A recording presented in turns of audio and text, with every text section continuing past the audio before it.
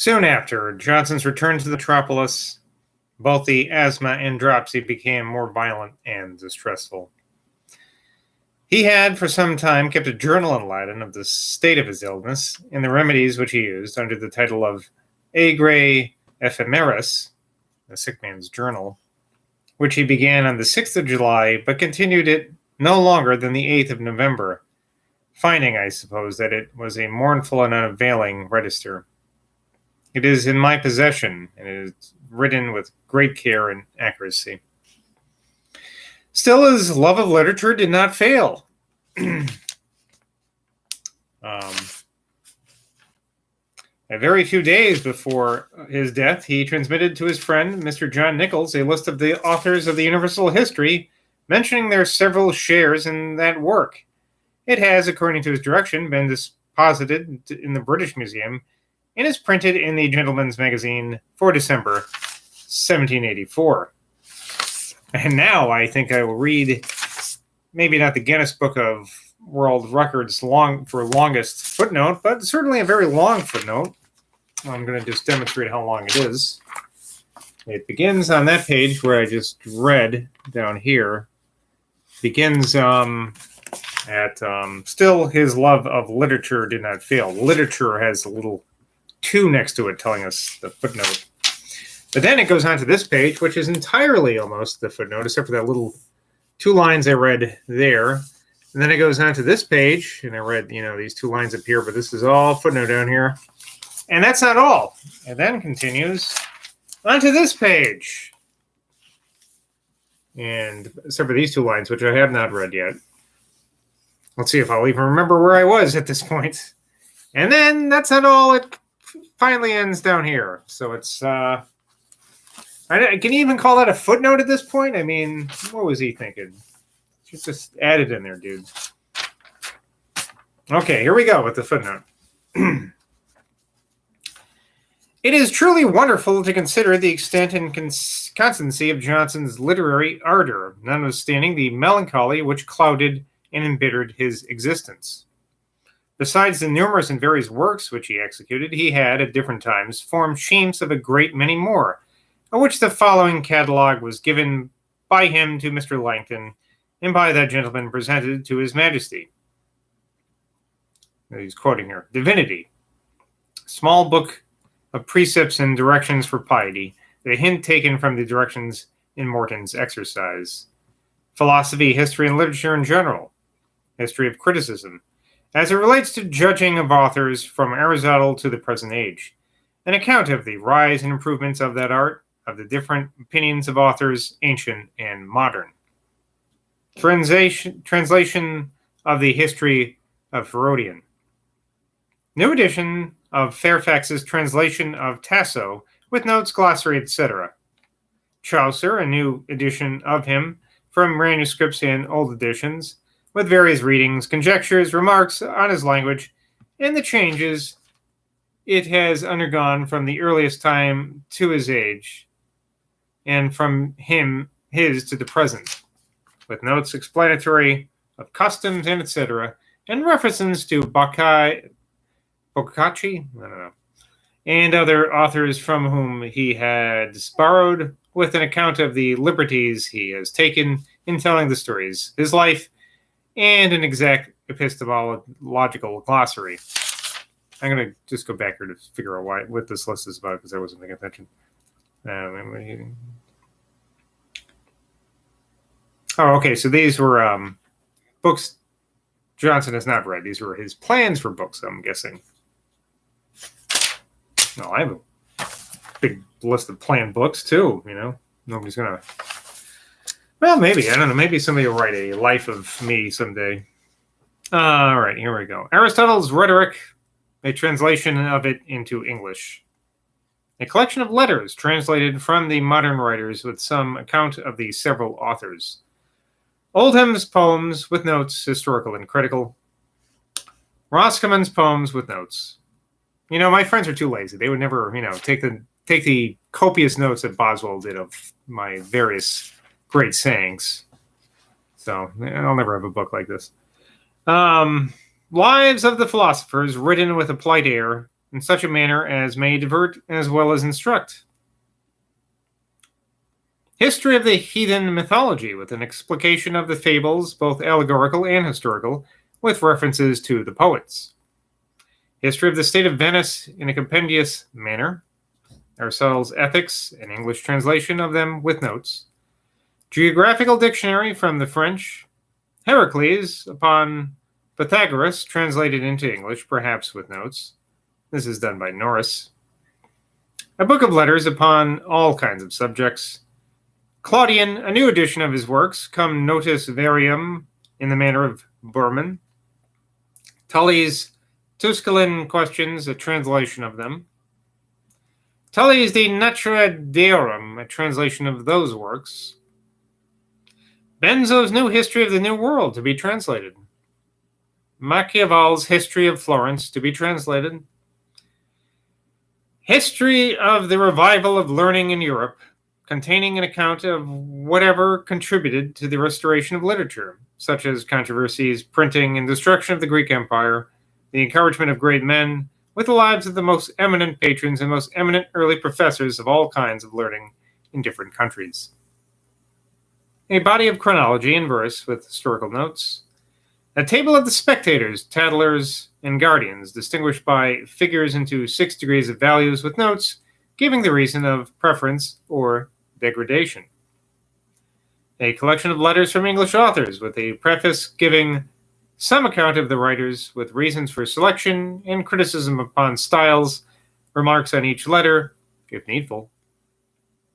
A collection of proverbs from various languages, January 6th through when he was 53, or January 6-53, it says here. I don't know what that means. And a dictionary of the Common Prayer in imitation of Calmet's Dictionary of the Bible, March blank 52, it says.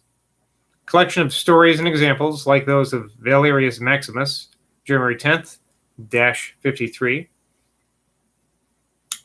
From Alien, a volume of select stories, perhaps from others, January 28th-53. Collection of travels, voyages, adventures, and descriptions of countries. Dictionary of Ancient History and Mythology. Treatise on the study of polite literature, containing the history of learning, directions for editions, commentaries, and etc. Maxims, characters, and sentiments, after the manner of Bruyere, collected out of ancient authors, particularly the Greek, with apothegms. Classical miscellanies, select translations from ancient Greek and Latin authors. Lives of illustrious persons, as well as the active as the learned, in imitation of Plutarch. Judgment of the learned upon English authors. Poetical Dictionary of the English Tongue. Considerations upon the present state of London. Collections of epigrams with notes and observations. Observations on the English language relating to words, phrases, and modes of speech. Minutiae literae, miscellaneous reflections, criticisms, emendations, notes. History of the Constitution. Comparison of philosophical and Christian morality by sentences collected from the Moralists and Fathers. Plutarch's Lives in English with notes. Poetry and works of imagination. Hymn to Ignorance. The Palace of Sloth, a vision. Colothus, to be translated. Prejudice, a poetical essay. The Palace of Nonsense, a vision.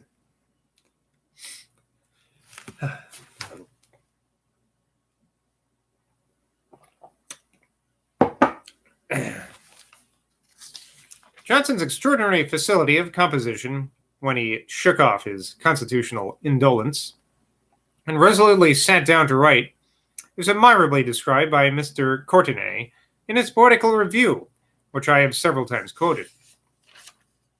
Here we have a rhyming poem, my favorite. While through life's maze he sent a piercing view, his mind expansive to the object grew. With various stores of erudition fraught, the lively image, the deep searching thought, slept in repose, but when the moment pressed, the bright ideas stood at once confessed. Instant his genius sped its vigorous rays, and o'er the lettered world diffused the blaze. As wombed with fire the cloud electric flies, and calmly o'er the horizon seems to rise. touched by the pointed steel, the lightning flows, and all the expanse with rich effulgence glows. I like grows. I put grows in there with glows. Okay. We shall in vain endeavor to know with exact precisions every production of Johnson's pen. He owned to me that he had written about 40 sermons, but as I understood that he had given or sold them to different persons who were to preach them as their own, he did not consider himself at a liberty to acknowledge them. With those who were thus aided by him, who are still alive, and the friends of those who are dead, fairly inform the world, it would be obligingly gratifying a reasonable curiosity to which there should, I think, now be no objection. 2 volumes of them, published since his death, are sufficiently ascertained. See page 861. I have before me in his handwriting a fragment of 20 quarto leaves of a translation into English of Sallust, the Bello Cantilinario. When it was done, I have no notion, but it seems to have no very superior merit to mark it as his. Besides the publications heretofore mentioned, I am satisfied, from internal evidence, to admit also as genuine the following, which, notwithstanding all my chronological care, escaped me in the course of this work. There's another list now. Considerations of the case of Dr. Trapp's sermons, published in 1739 in the Gentleman's Magazine. It is a very ingenious defense of the right of abridging an author's work without being held as infringing his property.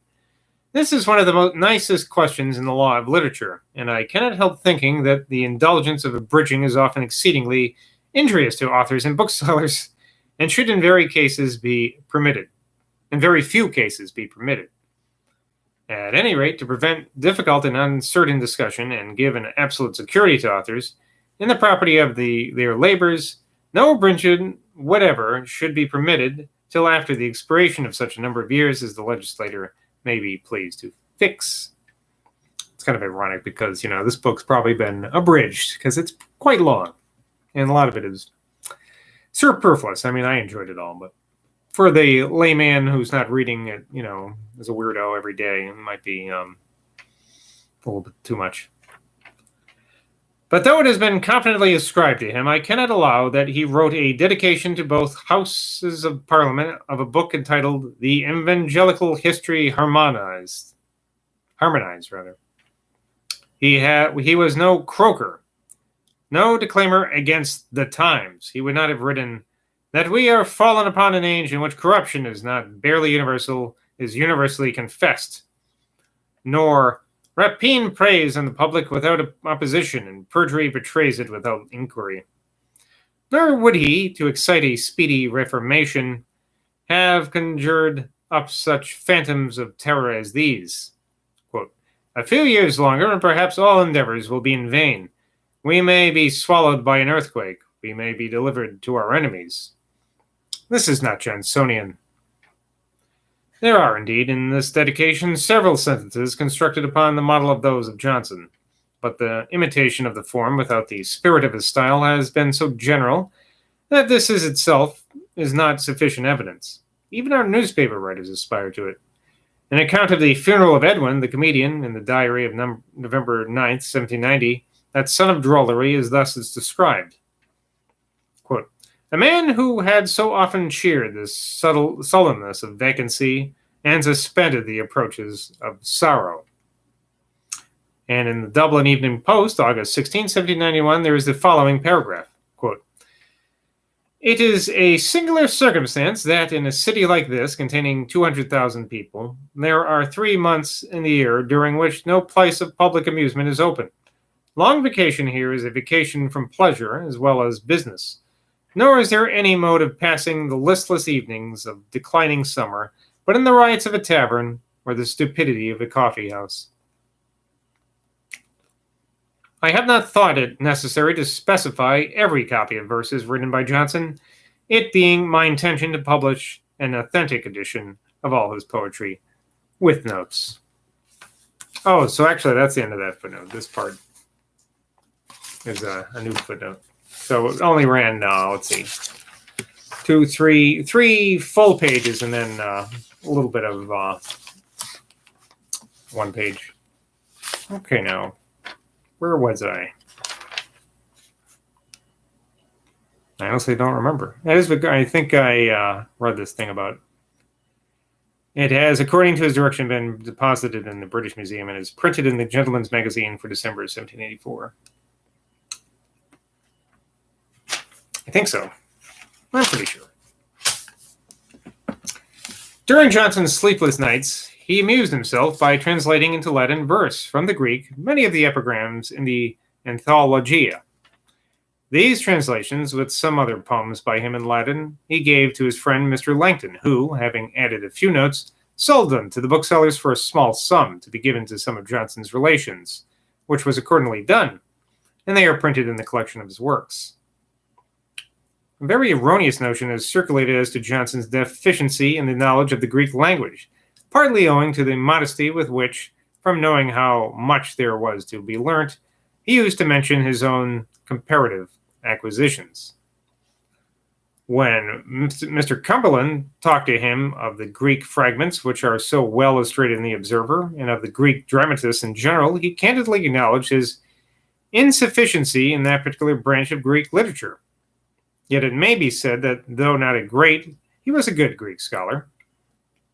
Dr. Charles Burney the Younger, who is universally acknowledged by the best judges to be one of the few men of this age who are very eminent for their skill in that noble language, has assured me that Johnson could give a Greek word for almost every English one, and that although not sufficiently conversant in the niceties of the language, he, upon some occasions, discovered, even in these, a considerable degree of critical acumen. Mr. Dalzell, professor of Greek at Edinburgh, whose skill in it is unquestionable, mentioned to me in very liberal terms the impression which was made upon him by Johnson in a conversation which they had in London concerning that language. As Johnson, therefore, was undoubtedly one of the first Latin scholars in modern times, let us not deny to his fame some additional splendor from Greek. The footnote here about Mr. Cumberland. Mr. Cumberland assures me that he was always treated with great courtesy by Dr. Johnson, who, in his letters to Mrs. Thrale, volume 2, page 68, thus speaks of that learned, ingenious, and accomplished gentleman, quote, "The want of company is an inconvenience, but Mr. Cumberland is a million."